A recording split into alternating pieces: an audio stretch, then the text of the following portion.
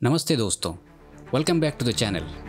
आज हम बात करने वाले हैं एक बहुत ही एक्साइटिंग और थोड़ा सा डरावना टॉपिक के बारे में। रिसेंटली अपने सन ने एक बहुत ही पावरफुल सोलर फ्लेयर रिलीज किया था। नासा ने इसके लिए अलर्ट भी जारी कर दिया है। तो क्या ये फ्लेयर अपनी अर्थ के टेक्नोलॉजी और सैटेलाइट्स को इफेक्ट कर सकता है? क्या हमें इससे डरना चाहिए? चलिए इसे विस्तार से समझते हैं। तो सबसे पहले ये समझते हैं ये सोलर फ्लेयर्स होते क्या हैं। बेसिकली ये सन के मैग्नेटिक फील्ड से आने वाली एनर्जी का सडन और बहुत ही तेज रिलीज होता है। इमेजिन करो, सन एक बहुत बड़ा बॉल ऑफ फायर है और उसकी सरफेस पे बहुत सारी मैग्नेटिक लाइंस हैं, जैसे कोई रबड़ हो। जब ये लाइंस ट्विस्ट और टेंगल हो जाती है तो एक पॉइंट आता है जब ये स्नैप करती है और बहुत सारी एनर्जी बाहर निकल जाती है। इसी एनर्जी को हम सोलर फ्लेयर कहते हैं। ये एनर्जी इलेक्ट्रोमैग्नेटिक स्पेक्ट्रम के अक्रॉस रेडिएशन एमिट करता है, जो अपनी अर्थ के एटमॉस्फेयर और मैग्नेटोस्फीयर से इंटरेक्ट कर सकती है। साइंटिस्ट इन फ्लेयर्स को उनके इंटेंसिटी के हिसाब से क्लासिफाई करते हैं, A, B, C, M और X क्लास में। A क्लास सबसे वीक होते हैं और X क्लास सबसे पावरफुल है। हर लेटर ग्रेड एनर्जी आउटपुट में 10-fold इंक्रीज रिप्रेजेंट करता है, यानी कि B क्लास A क्लास से 10 गुना ज़्यादा पावरफुल होते हैं। वैसे ही C क्लास B क्लास से 10 गुना ज़्यादा पावरफुल होते हैं, कुछ इस तरह। और जो सोलर फ्लेयर अभी आया है वो X 2.7 क्लास का है। X क्लास फ्लेयर में कोई अपर लिमिट नहीं होती, ये और भी ज़्यादा पावरफुल हो सकते हैं। अब जब इतना बड़ा फ्लेयर आया है तो नासा क्या कर रहा है? नासा का बहुत इंपॉर्टेंट रोल है सन को ऑब्जर्व करना और स्टडी करना। उनके पास सोलर डायनामिक्स ऑब्जर्वेटरी SDO जैसे एडवांस्ड ऑब्जर्वेटरीज है। ये इंस्ट्रूमेंट्स कंटिन्यूअसली सन की एक्टिविटी को मॉनिटर करते हैं, डिफरेंट वेवलेंथ्स में इमेजेस और डेटा कैप्चर करते हैं। ये इंफॉर्मेशन बहुत ज़रूरी है सोलर फ्लेयर्स के मैकेनिज्म्स को समझने के लिए और ये प्रेडिक्ट करने के लिए ये अर्थ को कैसे इफेक्ट कर सकता है। नासा की दी हुई इंफॉर्मेशन से हम अपनी टेक्नोलॉजी को स्पेस वेदर के खतरों से बचा सकते हैं, क्योंकि ये satellites, communication systems, power grids और एविएशन सबको इफेक्ट कर सकता है। नासा के साइंटिस्ट सोलर फ्लेयर्स को लाइव स्टडी कर सकते हैं। मई 2025 में सोलर फ्लेयर एक्टिविटी में एक बहुत बड़ा सर्ज दिखा गया। 30 मई को एक स्ट्रॉन्ग सोलर फ्लेयर आया जो X 1.2 क्लास का था। नासा के सोलर डायनेमिक्स ऑब्जर्वेटरी ने इस इवेंट को कैप्चर किया और फिर अगले दिन 14 मई को इससे भी ज़्यादा पावरफुल फ्लेयर आया, X 2.7 क्लास का। ये इस साल का सबसे स्ट्रॉन्ग फ्लेयर है अब तक। ये फ्लेयर दोपहर के 1:55 पर आया। उस टाइम ये फ्लेयर अपने पीक में था और SDO ने इसे भी ऑब्जर्व किया। इसी रीजन से, जिसे AR4087 कहते हैं, उसी दिन M क्लास के भी काफ़ी फ्लेयर्स आए, इंक्लूडिंग M 5.3 जो X 2.7 से कुछ घंटे पहले आया और एक M 7.74 जो लगभग शाम के 4:30 बजे के आसपास में आया था। इतने सारे स्ट्रॉन्ग फ्लेयर्स एक ही एक्टिव रीजन से आना, ये इंडिकेट करता है कि सन के सरफेस पे मैग्नेटिक इंस्टेबिलिटी बहुत ज़्यादा है। एक और सनस्पॉट रीजन AR4086 ने भी 13 मई को X 1.2 फ्लेयर प्रोड्यूस किया था। तो ये जो X 2.7 सोलर फ्लेयर आया, इसका अपनी अर्थ पे इमीडिएट इम्पैक्ट क्या हुआ? Radio blackouts. जी हाँ, यूरोप, एशिया और मिडिल ईस्ट के रीजन्स में जो उस टाइम सन को फेस कर रहे थे, वहाँ high frequency radio communication temporarily disturb हो गया। एक्चुअली जब फ्लेयर से इंटेंस एक्सरे और एक्सट्रीम अल्ट्रावायोलेट रेडिएशन अर्थ के अपर एटमॉस्फेयर से इंटरेक्ट करता है तो वहाँ आयोनाइजेशन बढ़ जाता है। स्पेशली लोअर आयोनोस्फीयर की D लेयर में आयोनाइजेशन बढ़ती है। इस आयोनाइजेशन की वजह से high frequency radio signals absorb हो जाते हैं, जो नॉर्मली लॉन्ग डिस्टेंस कम्युनिकेशन के लिए यूज़ होते हैं। इसलिए कम्युनिकेशन में प्रॉब्लम आती है।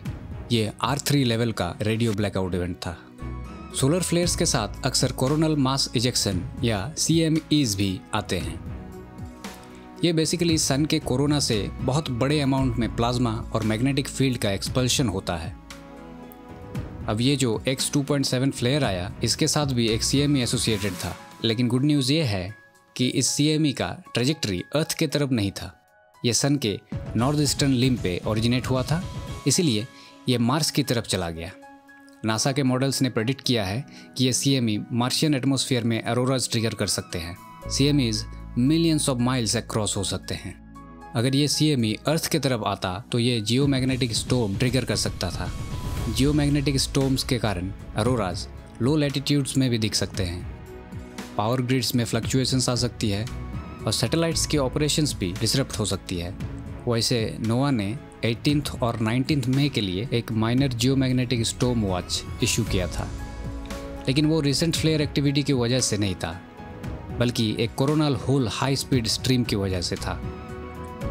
जियोमैग्नेटिक स्टॉर्म्स को G1 से G5 तक क्लासीफाई किया जाता है, जहाँ G1 माइनर और G5 एक्सट्रीम लेवल पे आता है।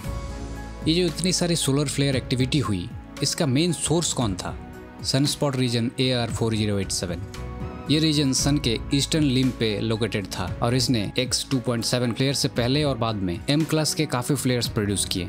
अब सन रोटेट कर रहा है तो AR4087 रीजन अभी ऐसी पोजीशन में है जहां से अगर कोई इरप्शन होता है तो वो डायरेक्टली अर्थ की तरफ हो सकता है। सनस्पॉट रीजन AR4087 की ये हाइटेंड एक्टिविटी सोलर साइकिल 25 के पीक के करीब होने की वजह से है। सोलर मैक्सिमम के टाइम पे सनस्पॉट्स और एसोसिएटेड सोलर इवेंट्स ज़्यादा फ्रीक्वेंट और इंटेंस हो जाते हैं। सनस्पॉट्स डार्कर दिखते हैं क्योंकि वो सराउंडिंग एरियाज से कूलर होते हैं। National oceanic and atmospheric administration NOAA का space weather prediction center space weather forecast watches और वार्निंग्स इशू करता है। X2.7 फ्लेयर के बाद नोवा ने R3 radio blackout warning issue किया था। नोवा ने जियोमैग्नेटिक स्टॉर्म वॉचेस भी इशू किए थे मई 17, 18 और 19 के लिए, लेकिन वो कोरोनल होल की वजह से थे। नोवा के शॉर्ट टर्म फोरकास्ट में ये भी बताया गया कि मई 17 तक अर्थ डायरेक्टेड M क्लास और X क्लास फ्लेयर्स आने की हाई प्रोबेबिलिटी है, क्योंकि रीजन 4087 अभी भी अर्थ की तरफ रोटेट हो रहा है। नोवा के वेबसाइट पे आप स्पेस वेदर के रिलेटेड अलर्ट्स और वार्निंग्स देख सकते हैं।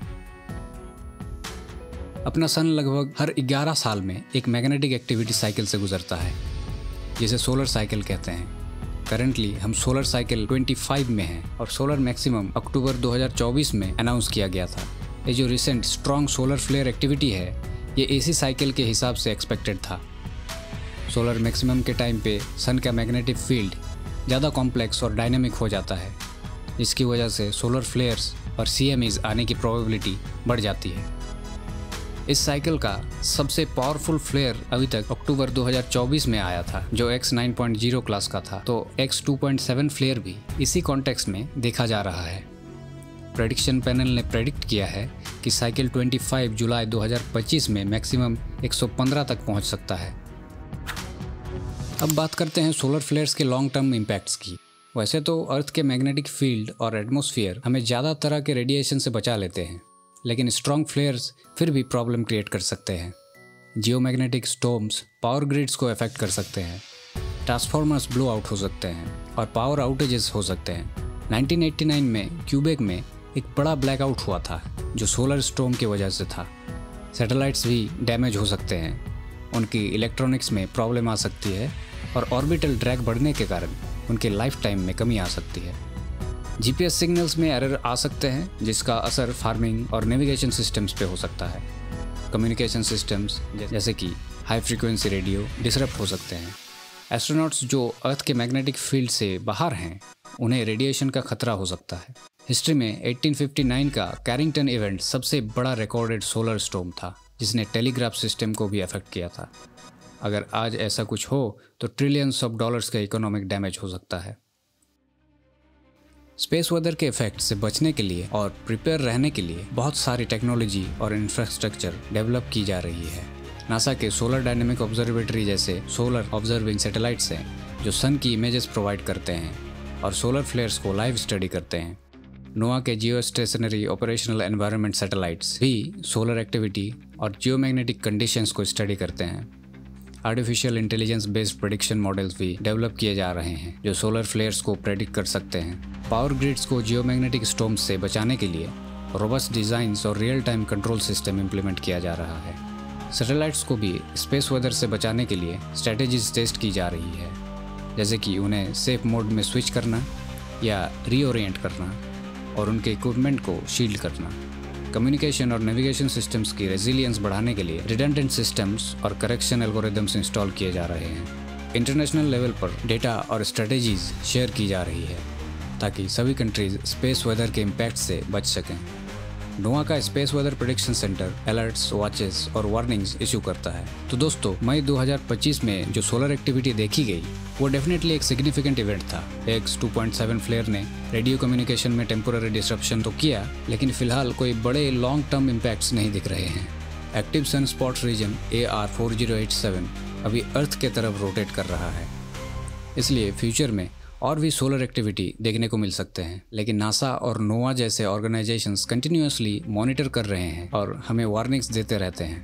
स्पेस वेदर एक नेचुरल फेनोमेनन है और इसके लिए प्रिपेयर रहना बहुत ज़रूरी है। टेक्नोलॉजी और इंफ्रास्ट्रक्चर में इम्प्रूवमेंट्स किए जा रहे हैं ताकि हम इन इवेंट्स के इम्पैक्ट को कम कर सकें।